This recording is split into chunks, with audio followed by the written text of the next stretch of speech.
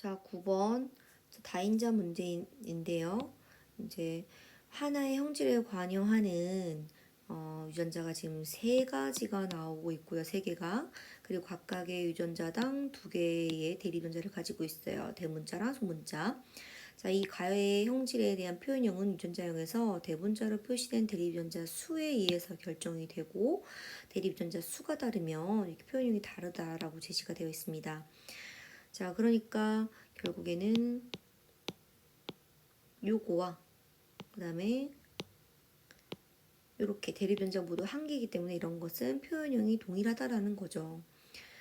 자, 그리고 이제 문제에서 본격적으로 라지 A, 스몰 A, 그 다음에 라지 B, 스몰 B, 라지 D, 스몰 D라고 유전자를 가지고 있는 아버지와 어머니로부터 자손 A가 태어나는데 그 A에게서 나타날 수 있는 표현이 최대 7가지라고 제시가 됐습니다. 7가지의 별표 쳐넣자 키워드예요.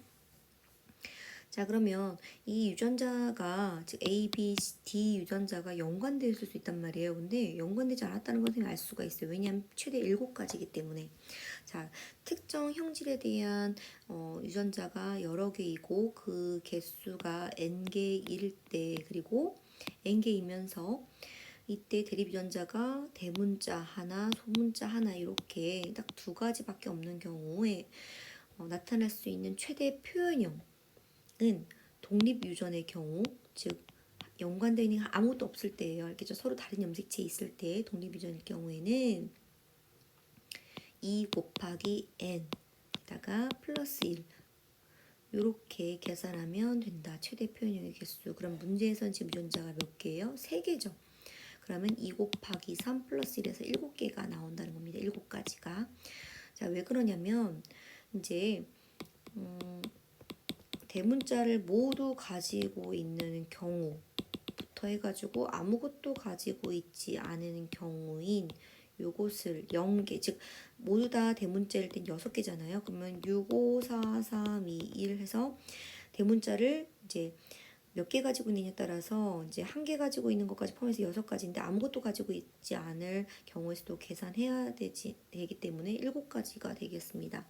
그래서 항상 플러스 2를 더하게 되는 거죠. 그래서 2n에다가 플러스 2를 더하면 독립 유전의 경우, 즉 다인자 유전에서 그 각각의 유전자가 서로 다른 염색체에 있을 때에 나타날 수 있는 자손의 최대 표현형의 개수가 되겠습니다. 자, 그러면 연관이 되었을 경우에는 그거보다는 개수가 적어요. 알겠죠? 자, 따라서 선생님 요걸 보고서 이제 독립유전이라는 걸 알 수 있고 기억이 맞는 말이 되겠습니다. 자, 그럼 A의 유전자형이 지금 더 확신할 수 있는 이유는 A의 유전자형이 스몰 a, 스몰 a, 스몰 b, 스몰 b, 그다음에 라지 d, 스몰 d일 확률이 32분의 1이에요. 자, 그럼 스몰 a, 스몰 a가 나올 수 있는 확률은 우리 이형접합자이기 때문에 나올 수 있는 확률 4분의 1이죠. 스몰 b, 스몰 b도 4분의 1이죠. 라지 d와 스몰 d는 2분의 1이죠. 그러니까 32분의 1이 맞잖아요. 그래서 다시 한번 확인하게 되는 겁니다.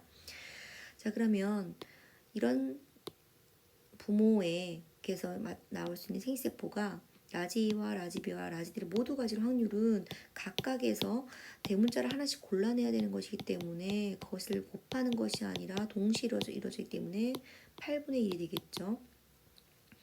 자, 그리고 이제 A에서 가의 표현형이 부모와 다를 확률인데 요건 어느 정도 좀 기억해 두도록 하자. 여러분들이 이제 어느 정도 외우려면은 이해하려면 어느 정도 이제 외워야 되는 것도 있어요. 그래서 이제 부모가 라지 A와 스몰 A, 라지 B와 스몰 B, 라지 D와 스몰 D 이렇게 이제 가지고 있는데 얘네들이 서로 다른 염색체에 있기 때문에 즉 표시하면 이렇게 이제 되겠죠.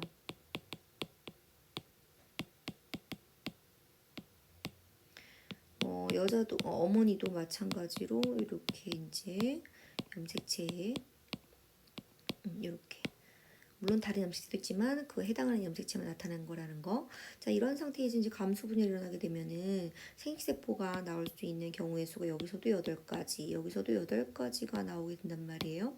자, A가 이제 라지비를 만날 수도 있고 라지비를 만나면서 라지를 만날 수도 있지만 스몰디를 만날 수도 있겠죠. 그죠? 그런 유전자형들을 한번 표기를 해보게 되면은 이제 선생님이 유전자형 자, 라지 A와 라지 B와 라지 D를 모두 가지고 있는 거, 그리고 이렇게 스몰 D 가지게 되는 거, 라지 B와 그다음에 이제 스몰 B를 가지면서 라지 D 가지고 있는 거, 이렇게 가지고 있는 거 각자 여러분들이 한번 써보게 되면 훨씬 더 이해하기가 쉬울 텐데요. 이렇게 이제 이런 8가지의 생리세포가 나올 수가 있습니다. 아버지도 그렇고 어머니도 그렇고요. 자, 그러면 그러한 것들이 나올 수 있는 유전자형을 쓰게 되면 한쪽에는 ABD부터 시작해가지고 스몰 ABD까지, 그리고 여기도 이제 라지 ABD부터 해가지고 스몰 ABD까지 총 8가지를 적어놓은 다음에 나올 수 있는 자손의 유전자형을 이제 확인을 해보게 되면은 좀 기억해 둡시다. 자, 아무것도 이제 대문자가 없는 것은 64분의 1. 그 다음에 모두 대문자 6개를 가지고 있는 건 64분의 1 똑같이 가지고 있고요. 그리고 하나 가지고 있는 건 64분의 6이 되겠죠.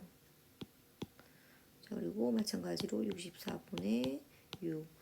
자, 그 다음에 대문자를 2개 가지고 있는 것은 15가 되겠습니다. 그리고 마찬가지 4도 64분의 15. 마지막으로 대문자를 3개를 가지고 있는 것은 64분의 20의 확률로 가지고 있게 됩니다. 됐나요? 자, 이것을 조금 기억해 두고 그런 문제에서 이제 이 자손에서 가의 표현이 부모와 다를 확률인데 이거를 일일이 어떻게 해? 그러면은 전체 확률이 1이니까 1에서 부모와 같을 확률인, 즉 부모 지금 대문자 3개죠. 3개의 확률인 64분의 20을 빼게 되면 16분의 11이 나오죠. 그래서 틀린 말이 되겠다. 그래서 모두 기억만 맞는 1번이 답이 되겠습니다.